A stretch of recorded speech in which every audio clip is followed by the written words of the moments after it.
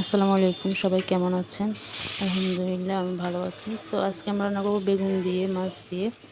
তো কে কে এভাবে রান্না করেন অবশ্যই কমেন্টে জানাবেন। আমি প্রথমে পেঁয়াজগুলো একটু ভাজা ভাজা করে একটু পানি দিয়ে নিয়েছি।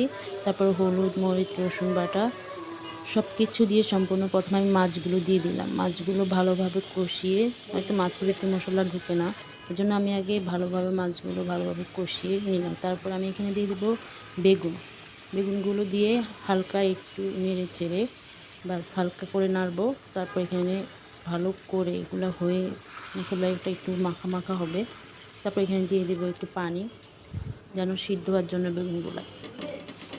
তারপর কিছুক্ষণ এভাবে রেখে হাতে ধরে নেড়ে দিব যাতে মাছগুলো ভেঙে না যায়। তারপর দেখেন অনেক সুন্দরভাবে হয়ে যাচ্ছে বেগুন দিয়ে, রুই মাছ দিয়ে। তারপর দিয়ে দিব কাঁচামরিচ ছিটিয়ে দিয়ে দিব।